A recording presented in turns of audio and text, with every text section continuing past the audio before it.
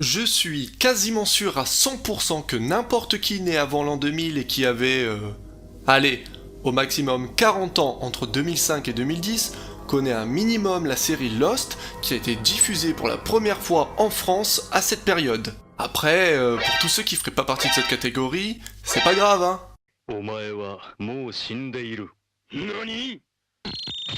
Je sais pas ce qui vous fait dire que je suis un homme, mais je ne suis pas un homme. Bon, autrement dit, pour tous ceux qui ne connaîtraient rien à la série, pratiquement tout ce que vous avez besoin de savoir, c'est qu'elle raconte les aventures d'un groupe de personnes naufragées sur une île perdue au milieu de l'océan suite au crash de leur avion.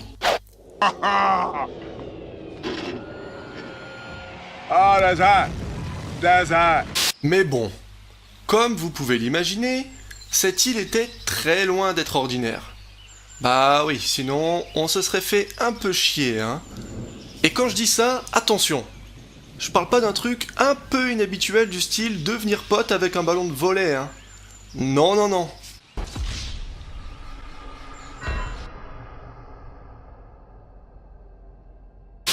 Parce qu'au fil du développement de l'intrigue tout au long des 6 saisons de la série, eh ben vas-y que je te sors un mystère de mon chapeau par-ci, une révélation de ma manche par-là, ça n'en finissait plus. Pour la faire très courte, on pourrait décrire le scénario de la série comme une sorte de gloubi-boulga informe de mysticisme, d'ésotérisme et de science-fiction. Mais bien évidemment, comme si tout ça ne suffisait pas, messieurs les scénaristes se sont visiblement fait un malin plaisir de rendre le truc encore un peu plus obscur en gerbant allègrement sur le concept de l'espace-temps. Bah voyons, mais cette performance mérite quand même que je leur tire mon chapeau parce que mine de rien, ils ont réussi, sournoisement certes, mais tout de même, à amener l'écriture à la mort moelle-neu à un tout autre niveau. Ce que j'appelle l'écriture cryptique. Je pense que vous voyez très bien de quoi je veux parler, hein. C'est quand les créateurs d'une œuvre donnent des pistes, mais pas trop quand même, faudrait pas trop bosser les gars. Pour laisser la tâche aux fans d'inventer des théories qui permettraient d'assembler les pièces du puzzle entre elles.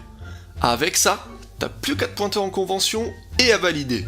Ou pas, hein, les hypothèses. Elle est pas belle la vie franchement? Et le pire, c'est que ça marche. Parce qu'encore aujourd'hui, on trouve toujours des personnes qui essaient de résoudre certains éléments de l'histoire, vu que la fin de la série, bon ben... ils ont pas vraiment fini le chantier, quoi. Oh, c'est pas si mal.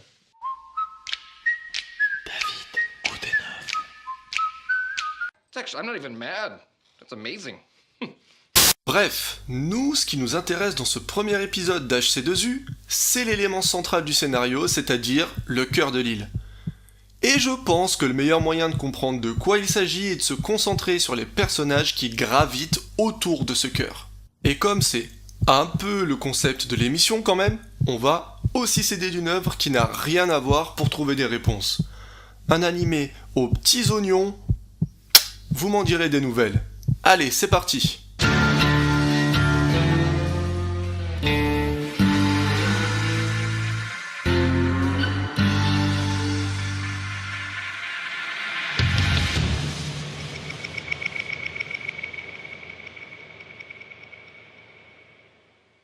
Tout d'abord, il y a cette femme qu'on appelle Mère. Et à part faire le Bird Box Challenge, avant que ça devienne un jeu stupide pour les écervelés voués à être recalés à cet examen qu'est la sélection naturelle, elle est la personne qui vit depuis le plus longtemps sur l'île, bien plus longtemps que tous les autres personnages qu'on rencontre dans la série. Mais un beau jour, d'autres personnes, dont une femme qui s'appelle Claudia, s'échouent sur l'île après le naufrage de leur bateau. Claudia, elle est enceinte mais alors jusqu'au cou. Du coup, elle donne naissance à des jumeaux peu après son arrivée, aidés durant l'accouchement par Mère. Là, je vous vois venir. Vous devez très certainement penser que Mère, c'est une femme en or. Mais c'est sans compter sur la suite, et c'est exactement pour ça qu'il faut se méfier des apparences. Parce que Mère, elle décide sans demander l'avis de personne d'adopter les deux nouveau-nés en tuant leur mère biologique, ouais. Bon, je veux bien croire que le processus d'adoption d'un marmot, C'est difficile, c'est frustrant, c'est long, mais là, c'est un peu abusé comme solution alternative, je trouve. Ah, je me sens tellement prête à être mère, mais comment faire? Je n'ai personne avec qui fonder une famille. Je sais, je n'ai qu'à adopter.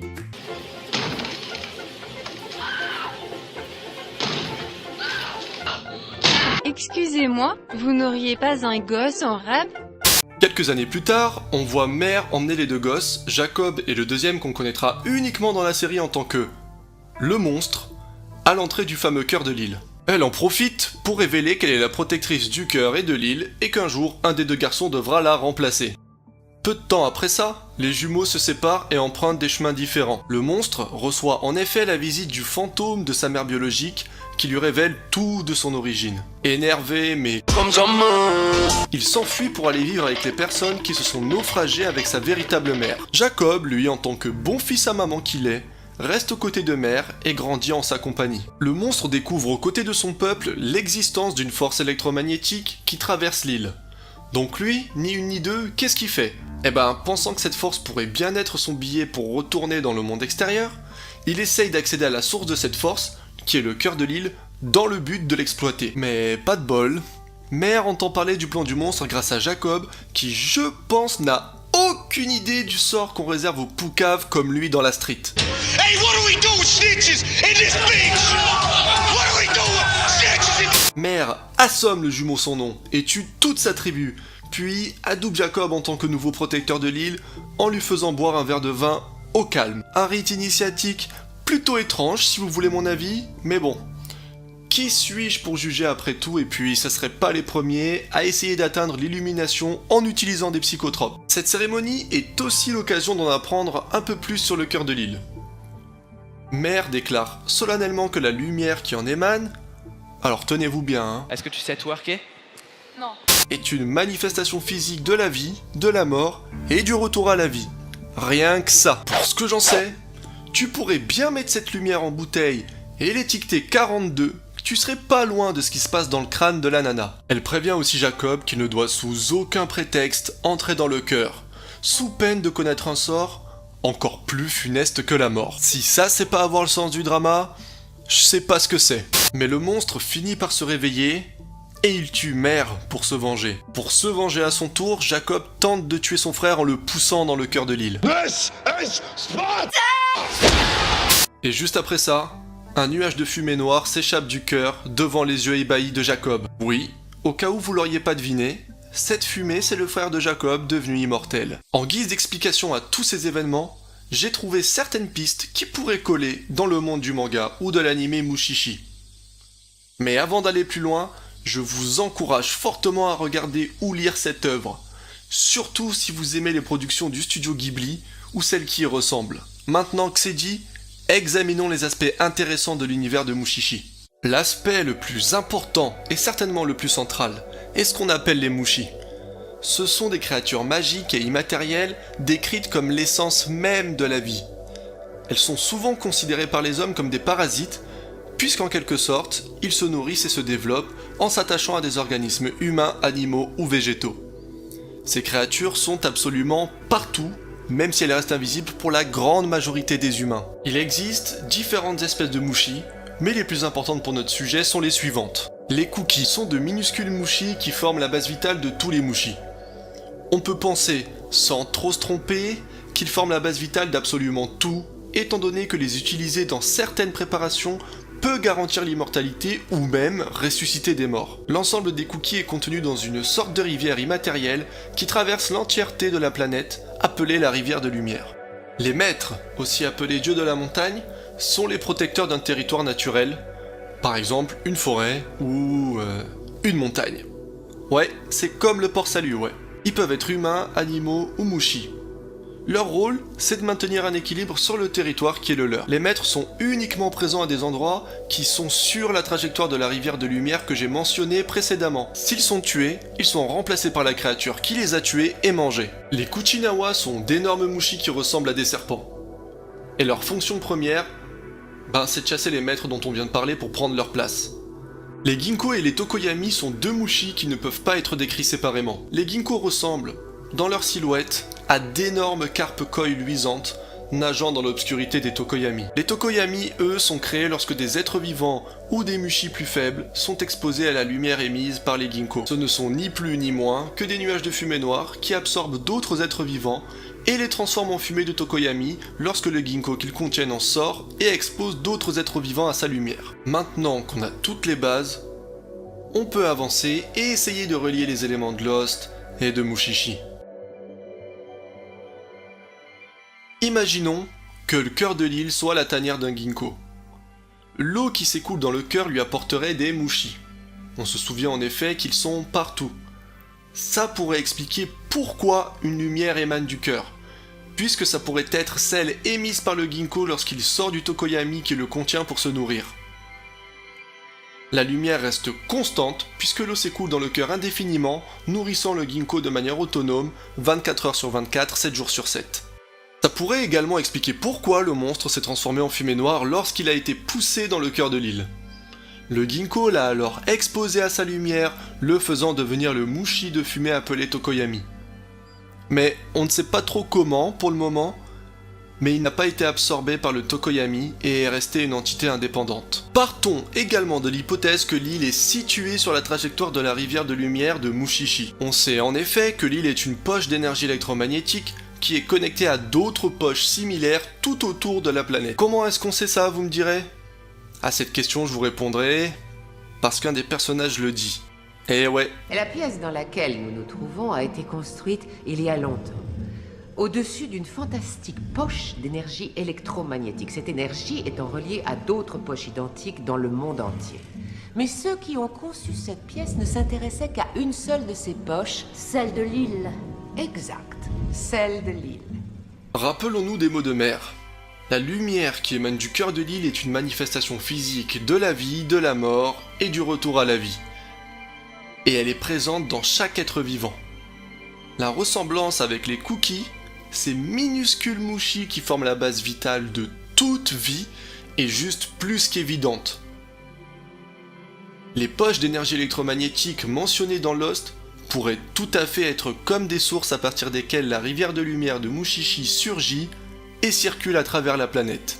Mushishi nous apprend aussi qu'on peut trouver les maîtres, aussi appelés dieux de la montagne, je vous rappelle, à des endroits situés sur la trajectoire de la rivière de lumière pour protéger et maintenir l'équilibre d'un territoire. Vous savez qui d'autre est également un protecteur? Encore elle, Mère. Et on sait aussi, grâce à Mushishi, qu'on ne peut devenir un maître uniquement en tuant et mangeant celui déjà présent. Mais encore une fois, on peut penser que seule l'action de tuer est obligatoire, puisque le fait de dévorer pourrait simplement être une sorte de comportement animal qui n'aurait aucun impact sur le processus de remplacement. Cela voudrait donc dire que Jacob n'est jamais devenu le protecteur de l'île. Examinons d'un peu plus près la chronologie des protecteurs dans Lost. Si vous entendez des noms de personnages dont on n'a pas parlé, ne vous affolez pas. Ils sont importants dans la série de base, mais pour notre épisode, ils sont complètement secondaires. Alors, en premier lieu, Mère est la protectrice. Puis elle laisse sa place à Jacob. Enfin, c'est ce qu'elle croit du coup. Le monstre tue Mère. Si on se réfère aux règles édictées dans Mushishi, c'est lui qui devient le nouveau protecteur. À la fin de la série, le monstre poignarde Jack. Jack réussit à le tuer en le poussant d'une falaise. Il devient donc logiquement le nouveau protecteur. Juste après ça, Jack fait de son acolyte Hurley le nouveau protecteur avant d'entrer dans le cœur de l'île. Mais il le fait uniquement de manière verbale. Toujours selon Mushishi, ça n'est pas comme ça que ça marche. Finalement, Jack meurt de ses blessures après être entré dans le cœur. Et en réalité, c'est à ce moment-là qu'Hurley devient le nouveau protecteur. Étant donné que la personne qui a tué Jack, le monstre, est morte. Dans ces conditions, on peut supposer que le nouveau protecteur est bien celui que le précédent a choisi. Bon, tout ça c'est bien beau, hein, mais comment expliquer que le fait d'éteindre la lumière du cœur à la fin de la série ait pu déclencher la destruction de l'île et dissiper l'immortalité du monstre? Résumons. Nous savons que le cœur est constamment alimenté en eau par un ruisseau. En dehors de la lumière émise par le ginkgo qui s'y trouve, disons qu'il y a une autre source de lumière qui est la poche d'énergie électromagnétique présente dans l'île, qui d'une façon ou d'une autre pourrait avoir comme attribut de pouvoir transformer l'eau, contenant des mushi, en cookies et donc en rivière de lumière. On sait déjà que l'île est sur la trajectoire de la rivière de lumière, puisqu'un protecteur y est présent. Donc, penser que le cœur est une des sources de la rivière de lumière n'est pas aussi tiré par les cheveux qu'on aurait pu le penser. Surtout que dans un épisode de Mushishi, le personnage principal met au point une recette à partir des cookies de la rivière de lumière pour ressusciter un homme. Au vu de ses propriétés miraculeuses, ça aurait très bien pu permettre au monstre de rester une entité indépendante lorsqu'il est tombé dans le cœur et a été exposé à la lumière émise par le Ginkgo. Quand le flux de l'eau a été coupé à la fin de la série, le cœur de l'île a arrêté de produire les cookies et donc la rivière de lumière.